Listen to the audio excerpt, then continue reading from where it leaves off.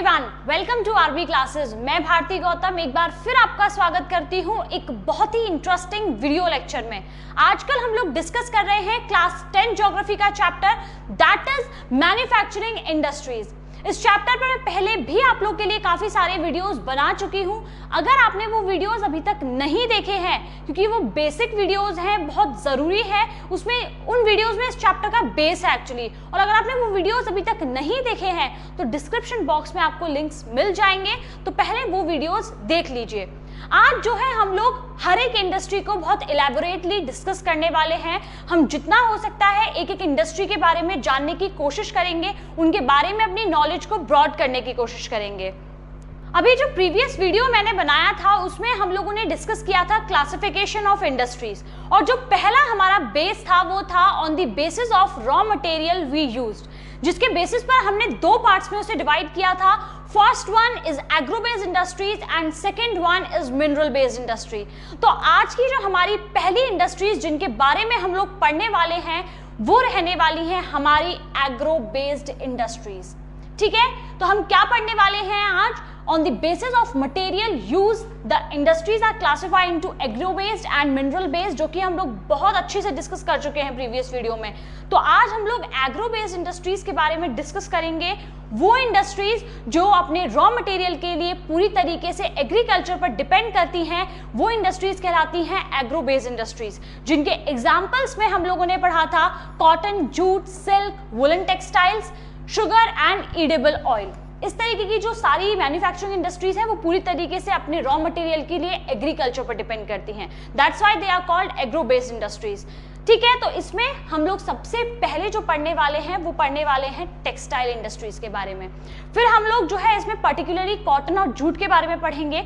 लेकिन पहले हमारे लिए जानना जरूरी है कि टेक्सटाइल इंडस्ट्री आखिर है क्या, व्हाट डज इट मीन, इसका क्या हमारे जो इकोनॉमी है उसमें शेयर है, ये हमारे लिए, हमारी इकोनॉमी के लिए, हमारे देश के लिए क्यों ज़रूरी है। ये सारी चीज़ें जो है पहले हम लोग जान लेते हैं टेक्सटाइल इंडस्ट्री में। देखिए, हमें प्राउड फील करना चाहिए अपनी टेक्सटाइल इंडस्ट्री पर। एक बहुत बड़ी इंडस्ट्री है, चाहे मैं जॉब प्रोवाइडिंग के तौर पर मान लूँ, चाहे इकोनॉमिक स्ट्रेंथ के तौर पर मान लूँ। काफ़ी बेहतरीन इंडस्ट्रीज में से एक इंडस्ट्री जो है हमारे देश की वो कहलाती है टेक्सटाइल इंडस्ट्री। अगर मैं इसकी बात करूं हमारे इंडस्ट्रियल प्रोडक्शन में, हमारे यहाँ पर जितना भी इंडस्ट्रियल प्रोडक्शन होता है उसमें से 14% जो है वो किस में होता है, वो टेक्सटाइल इंडस्ट्रीज में होता है। जितना भी इंडस्ट्रियल प्रोडक्शन उसमें 14% कौन दे रहा है, किसका शेयर है? वो शेयर है हमारी टेक्सटाइल इंडस्ट्रीज का। इसके बाद अगर मैं एम्प्लॉयमेंट जनरेशन की बात करूं कि एम्प्लॉयमेंट कौन ज़्यादा प्रोवाइड करवा पाता है, तो 35 मिलियन पर्सन्स डायरेक्टली जो है एम्प्लॉयड होते हैं इन टेक्सटाइल इंडस्ट्रीज में। यानी कि हमारे यहाँ पर सबसे ज़्यादा लोग जो पार्टिसिपेट करते हैं वो एग्रीकल्चर सेक्टर में हैं। वो लोग एग्रीकल्चरल एक्टिविटीज़ में ज़्यादा पार्टिसिपेट करते हैं और उन्हीं में एम्प्लॉयड रहते हैं। लेकिन जो second largest employment providing industry है वो है हमारी टेक्सटाइल इंडस्ट्री, जो कि 35 मिलियन पर्सन्स को डायरेक्टली एम्प्लॉयमेंट देती है, रोजगार देती है। इसके अलावा अगर मैं दूसरी चीज बात करूं तो हमारी इकोनॉमी के लिए ये फॉरेन एक्सचेंज अर्निंग्स में से अबाउट 24.6% किसका है? हमारे यहाँ जो भी फॉरेन एक्सचेंज आता है, हमारे यहाँ जितनी भी फॉरेन करेंसी आती है उसमें 25% लगभग 24.6% जो है लगभग किसकी तरफ से आता है? वो आता है हमारी टेक्सटाइल इंडस्ट्री की तरफ से। तो मतलब चाहे मैं उसे एम्प्लॉयमेंट प्रोवाइडिंग इंडस्ट्री के तौर पर देख लूं, चाहे मैं उसे इंडस्ट्रियल प्रोडक्शन के तौर पर देख लूं, चाहे मैं फॉरेन एक्सचेंज इकोनॉमिक स्ट्रेंथ के तौर पर देख लूं, ये इंडस्ट्री एक बहुत अच्छा और एक बहुत ही इंपॉर्टेंट रोल जो है वो प्ले कर रही है। इसके अलावा मैंने अभी कहा कि हमें इस इंडस्ट्री पर प्राउड फील करना चाहिए।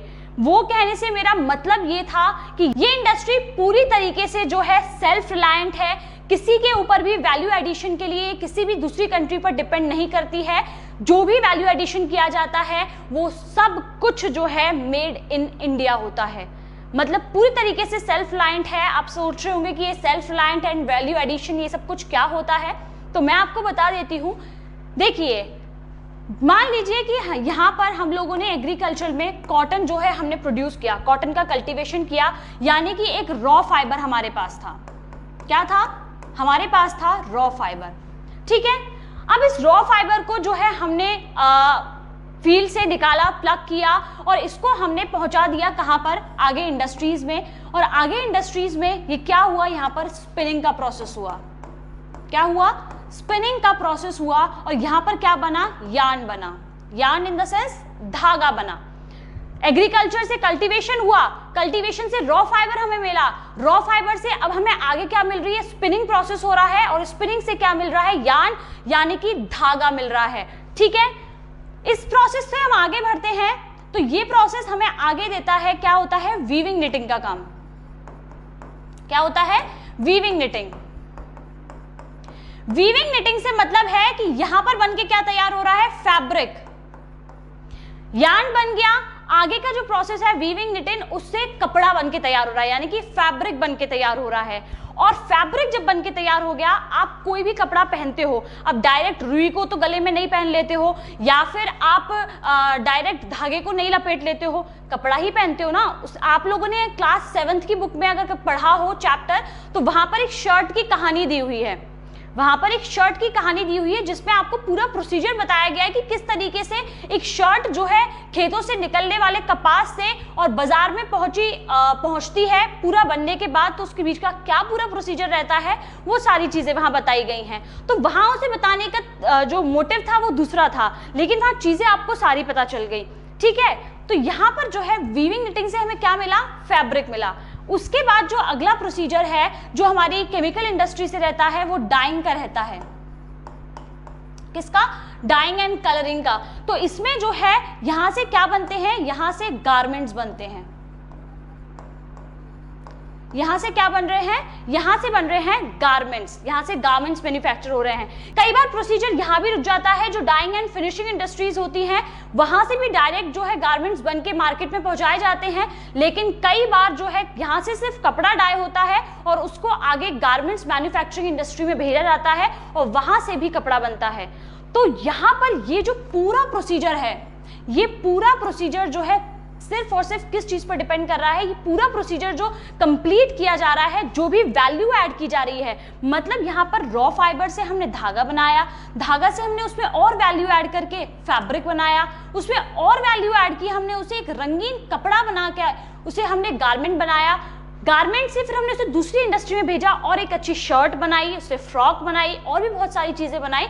तो हमने जो है एक वैल्यू ऐड करते गए हम, ठीक है ना।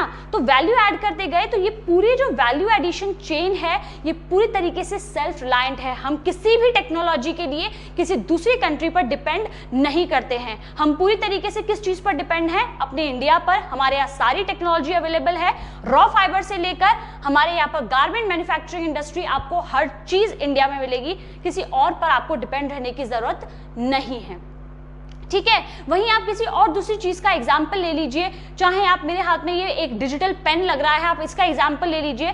इसकी अगर मैं प्लास्टिक की बात करूं तो मान लीजिए कि मुझे ये प्लास्टिक मिल गई इंडिया में, लेकिन जो बाकी इसकी टेक्नोलॉजी है, ये किस तरीके से वर्क करेगा, इसमें जो सॉफ्टवेयर है, जो भी कुछ है इसमें, वो हो सकता है इंडिया में अवेलेबल ना हो, तो फिर प्लास्टिक का क्या मतलब रह जाएगा, ठीक है ना। ऊपर की बॉडी जिस मटेरियल से बनी है उसका कोई मतलब नहीं रह जाएगा। तो मुझे जो सबसे इंपॉर्टेंट चीज है दैट इज टेक्नोलॉजी, जो इसके अंदर यूज की गई है, तो वो सारी चीजें मुझे नहीं मिलेंगी, तो वो मुझे बाहर से इंपोर्ट करनी पड़ेंगी। लेकिन इस इंडस्ट्री में मुझे सारी चीजें जो है इंडिया में ही मिल रही हैं। That's why this industry is self reliant and complete in value addition chain, ठीक है। आई होप ये आपको बहुत अच्छे से क्लियर हो गया हो कि टेक्सटाइल इंडस्ट्रीज को सेल्फ रिलायंट हम लोग क्यों कहते हैं, ठीक है।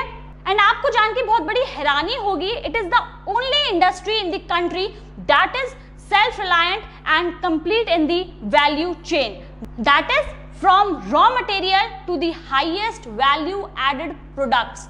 रॉ मटेरियल से शुरू करके आपको जो हाईली वैल्यू एडेड प्रोडक्ट बनाना है ना इस इंडस्ट्री से रिलेटेड, वो आपको सारी टेक्नोलॉजी कहाँ मिलने वाली है, वो आपको इंडिया में मिलने वाली है। तो आप यहाँ पर बहुत बड़ा टैग लगा सकते हो मेड इन इंडिया का, क्योंकि ये सारी चीजें कहाँ बन रही हैं, इंडिया में ही बन रही हैं, ठीक है। तो आप टेक्सटाइल इंडस्ट्री से रिलेटेड जो भी फैक्ट्स हैं, क्योंकि ये फैक्ट जो है आप लोगों के लिए चेंज हो सकते हैं कि 14% से बढ़ भी सकता है, कम भी हो सकता है, चाहे तो ये जो एम्प्लॉयमेंट प्रोवाइडिंग इंडस्ट्री के तौर पर 35 मिलियन पर्सन्स हैं, लेकिन ये कम भी हो सकता है, ज़्यादा भी हो सकता है, और फॉरेन एक्सचेंज में जो इसकी स्ट्रेंथ है वो कम ज़्यादा हो सकती है। लेकिन ये बिल्कुल लेटेस्ट फैक्ट है, तो आप without any second thought in सभी फैक्ट्स को अपने एग्जाम में यूज कर सकते हो। आप लोगों के लिए एक बहुत ही इंपॉर्टेंट अनाउंसमेंट मेरे पास है, जो कि है अनअकैडमी का एक बहुत ही अमेजिंग ऑफर। अनअकैडमी की तरफ से ये ऑफर क्लास 10 सीबीएसई लर्नर्स के लिए है स्पेशली। ये ऑफर फ्रेंड्स आप लोगों को बहुत ज़रूरी है, आप लोग के एग्ज़ाम आने वाले हैं, आप लोग के एग्ज़ाम का सल्यूशन बनकर आया है ये ऑफर, जिसमें आप लोग का ये जो 3 मंथ सब्सक्रिप्शन है ये आपके एग्जाम प्रिपरेशन के लिए बहुत ही अच्छा रहने वाला है, जिसमें आप लोग का आपके कोर्स का रिवीजन रहने वाला है। इसके अलावा प्रीवियस ईयर के क्वेश्चन पेपर, लाइव टेस्ट, ये सारी चीज़ें आपको इस 3 मंथ सब्सक्रिप्शन में मिलने वाली हैं। मतलब मिलने तो वाली है, तो इसमें हमारा फायदा किस तरीके से होने वाला है, हमारे लिए वो चीज़ मैटर करती है। तो यहाँ पर आपको इस सब्सक्रिप्शन पर 33% ऑफ मिल रहा है। मतलब ये ऑफर्स बार बार नहीं मिलते हैं। 33% ऑफ एक ऑफर पर, एक सब्सक्रिप्शन पर, बार बार ऐसा नहीं होता है। और उसमें भी अगर आप मेरा ये वाला कोड यूज करते हो, that is my name Bharti G10, ये कोड अगर आप यूज करते हो तो आपको एडिशनल 10% ऑफ और भी मिलेगा, यानी कि 33 + 10, तो आपको टोटल जो है वो 43% ऑफ मिलने वाला है इस 3 मंथ सब्सक्रिप्शन पर। 10 मार्च यानी कि आज रात तक ये ऑफर वैलिड है। जल्दी से जाइए, इस ऑफर को यूज कीजिए और इस सब्सक्रिप्शन को परचेज कीजिए। ये कोड यूज करना बिल्कुल मत भूलिएगा, जिस पर आपको एडिशनल 10% ऑफ मिलेगा, वरना फिर 33% ही मिलेगा अगर ये कोड आप यूज नहीं करते हो। तो कोड यूज कीजिए और एडिशनल 10% ऑफ का भी मजा लीजिए। सो फ्रेंड्स, आई होप आप लोग को आज का ये वीडियो पसंद आया होगा, कुछ अच्छा नॉलेजेबल आपको जानने को मिला होगा। मिलते हैं नेक्स्ट वीडियो में, तब तक के लिए अपना ध्यान रखिए। वीडियो को लाइक शेयर करना बिल्कुल मत भूलिएगा, और ये जो रेड वाला बटन है ना सब्सक्राइब का, ये भी जरूर दबा दीजिएगा। मिलते हैं नेक्स्ट वीडियो में। Thank you very much everyone, bye bye.